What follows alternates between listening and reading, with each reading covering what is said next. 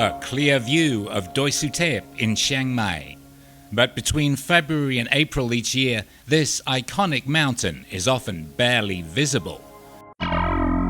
The city, known as Thailand's Rose of the North, is blighted by air pollution.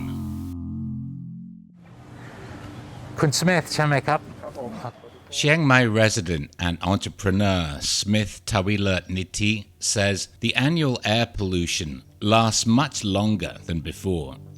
8 years ago, you see like about a week, and then you see like a month, and you see few months at the like high level of air pollution, like the smog in the very serious level. A 2020 report by Greenpeace attributed 14,000 deaths a year to air pollution, particularly toxic PM 2.5 dust. Where does the haze come from? Media and some government sources like to blame hill tribe people who torch the forest floor to gather mushrooms. Others think natural forest fires are the main cause. But scientists at Chiang Mai University are now able to distinguish the cause of the toxic smog, and the burning of crop residues is the biggest culprit. แต่ที่มันเกี่ยวข้องกับเรามากที่สุดนะครับก็คือในสถานการณ์ของเรานี่คือการเผาจากพวกวัตถุการเกษตรไม่ว่าจะเป็นเผาป่าหรือเผาสังข้าวโพดเลยก็ตามเนี่ยอันนี้ก็จะเป็นเน้นเกี่ยวกับเรื่องฝุ่นละอองขนาดเล็กนะฮะที่เป็นตัวหลักเลยเป็นสารพวกไฮโดรคาร์บอนนะครับ Dr. Michael Schaefer is a university professor who now runs a charitable foundation in northern Thailand. He told the seminar the true cause of the pollution surge is cutting down the forests to plant ever-expanding fields of corn. A young man who worked for us at the foundation had to bail his mother out of prison, out of jail, for cutting down a tree which didn't belong to her. But on the other hand, farmers that I know are allowed to burn anything they want as long as they are burning it in order to clear land to grow corn. Corn is really the issue here in Thailand. Animals eat corn. Corn is the feed of choice these days. So what do when you've got a cornfield full of waste? You burn it. This is a major cause of the loss of wildlife areas, habitat, biodiversity, watershed, and so on. And more than half of this corn ends up being grown on what is technically legally protected forest areas. If you read like many journal or like articles, one of the surprising fact is animal agriculture is the number one deforestation factor.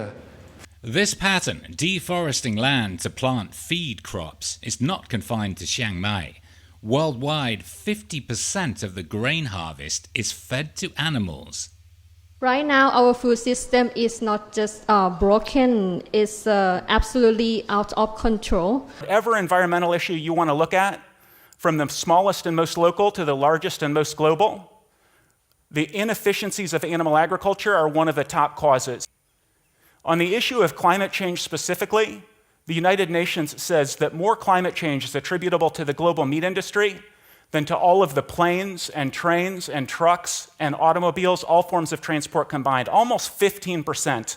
The underlying problem? It's incredibly inefficient to get our calories from animals rather than directly from crops.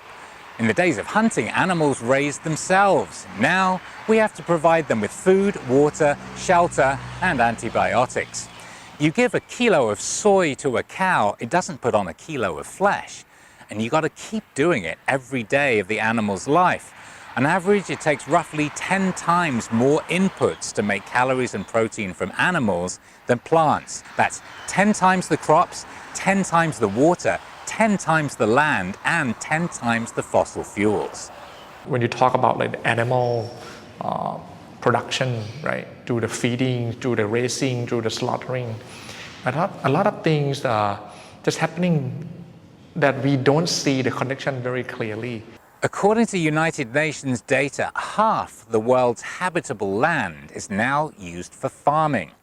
Animal agriculture gobbles up 77% of that farmland for grazing or feed crops, but it only supplies 18% of global calories.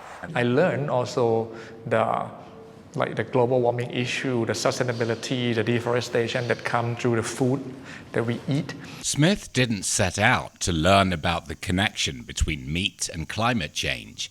At first, he just wanted to improve his health. I started reading so many books.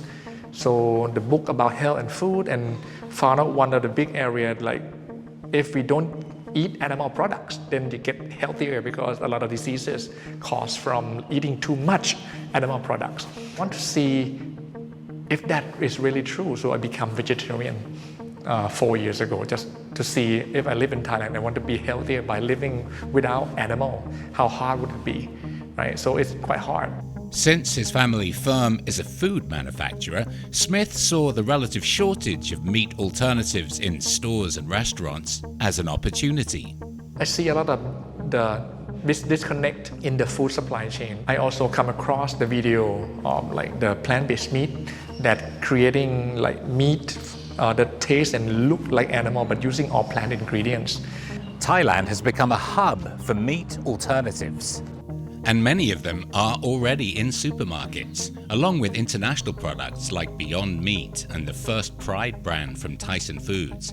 Thailand's largest company, CP, produces the competitively priced Meat Zero, while tuna giant Thai Union has launched OMG Meat. There are also several startups, More Meat, Meat Avatar, and up here in Chiang Mai, Smith's own brand, Let's Plant Meat. We have the food science team and then we have the production facility. What if we could do that? One thing to solve my problem of not having the good things to eat. And second thing is, so here's our production rooms. So we have this one, plant-based meat room number 1, plant-based meat room number 2. If we can create this at the right taste and the right pricing, we're giving options to people in here, Thailand and Asia, to wean away from the animal meat. This one is automatic packing machines.